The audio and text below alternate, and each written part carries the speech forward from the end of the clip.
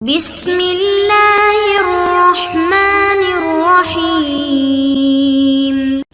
بسم اللہ الرحمن الرحیم، الحمدللہ رب العالمین والصلاة والسلام علی رسولہ محمد وآلہ واصحابہ اجمعین، اما بعد۔ درس نمبر 136۔ آج کے سبق کا عنوان ہے جرح و تعدیل میں ترجیح کس کو ہوگی۔ کتاب کے خاتمے میں حافظ ابن حجر رحمۃ اللہ علیہ نے جرح و تعدیل سے متعلق بعض مباحث اختصار کے ساتھ ذکر کیے ہیں۔ آج کے جو سبق کا عنوان ہے اس میں اس بارے میں بحث ہوگی کہ جرح و تعدیل میں اگر تعارض ہو جائے تو اس میں ترجیح کس کو ہوگی، یعنی ایک راوی کے بارے میں جرح کے کلمات بھی موجود ہے اور اس کے بارے میں تعدیل کے کلمات بھی موجود ہیں۔ بعض حضرات نے اس کی توثیق کی ہے اور بعض حضرات نے اس پر جرح کیا ہے، تو اس میں ترجیح کس کو ہوگی، اور ایسا بکثرت ہوا ہے، تقریباً تمام اکثر روات میں اس طرح ہوا ہے کہ جرح بھی اس پر کوئی نہ کوئی موجود ہے۔ تو اس کے بارے میں حافظ ابن حجر رحمۃ اللہ علیہ سبق میں بیان فرمائیں گے۔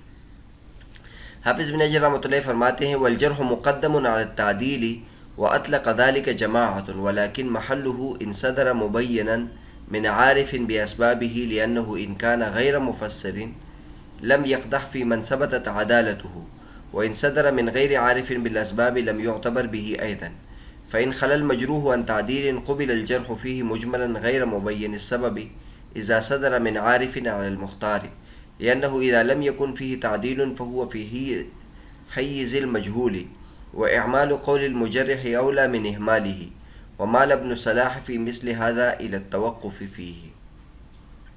فرماتے ہیں کہ جرح مقدم ہوگی تعدیل پر، اور ایک جماعت نے اس کو مطلق رکھا ہے، یعنی مطلقاً وہ فرماتے ہیں کہ جرح مقدم ہوگی تعدیل پر، لیکن درست یہ ہے کہ اس کی جگہ وہ جگہ ہوگی جبکہ یہ جرح مبین ہو، مفسر ہو، اور ایسے شخص کی طرف سے ہو جو جرح کے اسباب کا عالم بھی ہو، کیونکہ اگر جرح غیر مفسر ہو تو یہ اس شخص کی عدالت میں اثر انداز نہیں ہوتی، اس شخص کی عدالت کو عیبدار نہیں کرتی جس کی عدالت ثابت ہو۔ اور اگر یہ جرح صادر ہو غیر عارف بالاسباب سے، یعنی اس شخص کے سے صادر نہ ہو جو جرح کے اسباب کو جاننے والا ہے، تو اس جرح کا اعتبار نہیں ہے۔ فَإِنْ خَلَى الْمَجْرُوحُ عَنْ تَعْدِيلٍ، اگر جس پر جرح کی گئی ہے وہ تعدیل سے خالی ہو تو اس میں جرح مجمل بھی مقبول ہے جس کی سبب معلوم نہیں ہے، لیکن یہ جب اس شخص کی طرف سے صادر ہو جو اسباب کا عالم ہو مختار مسلک کے مطابق۔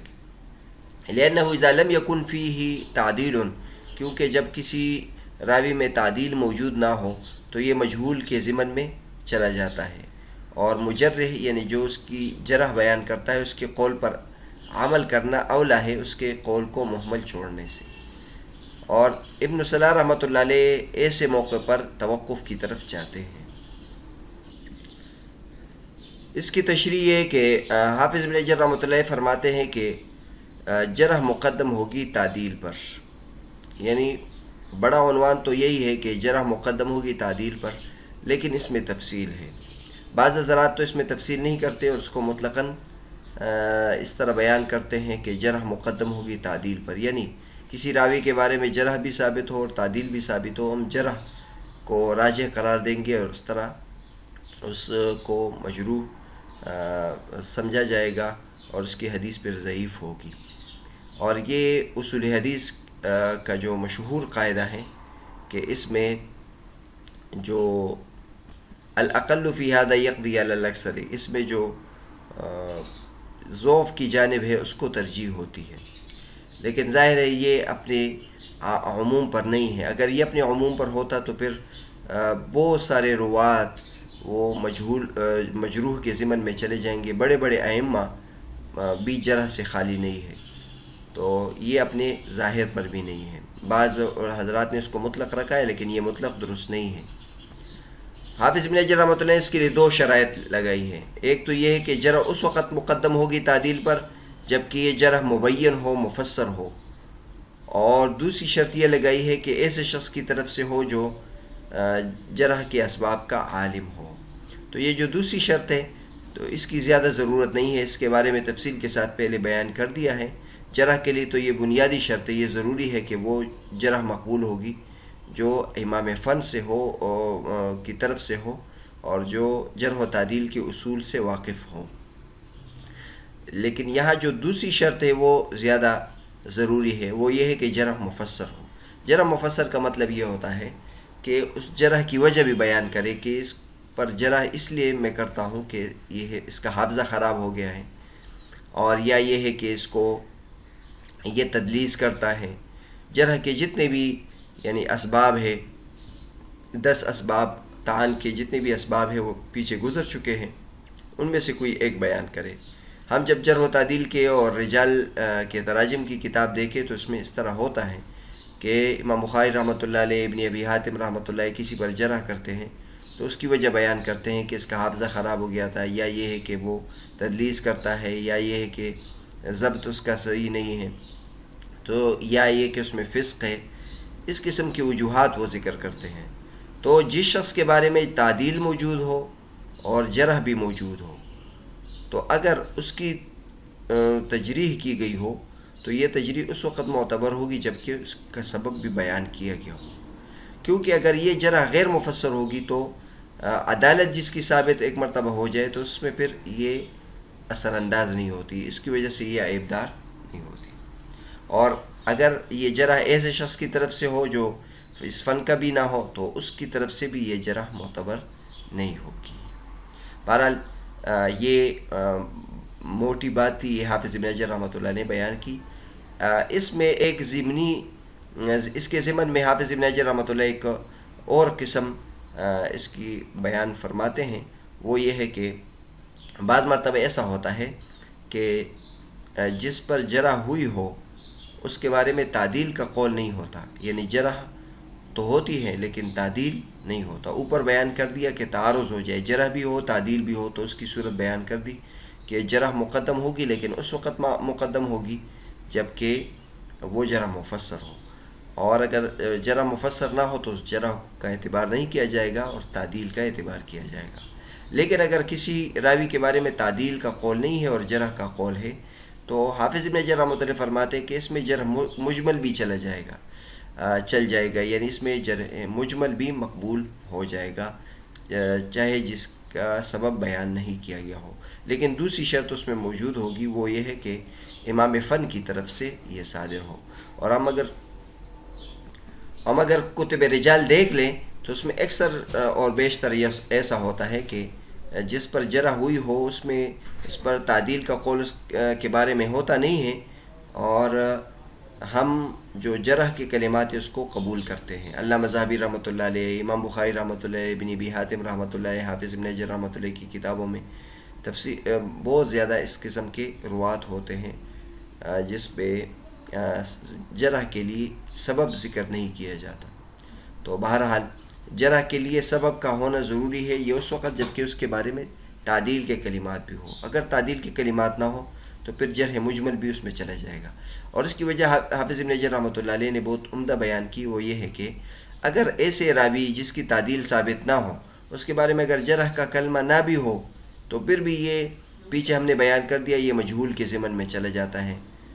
تعدیل کے لیے کسی کی توثیق ضروری ہے تو لہٰذا یہ مجہول کے ضمن میں چلے جائے گا، اور مجہول ویسے بھی موقوف، اس پر عمل موقوف ہوتا ہے اور یا اس مردود کی فہرست میں ہوتا ہے، لہٰذا اس پر عمل نہیں ہوتا.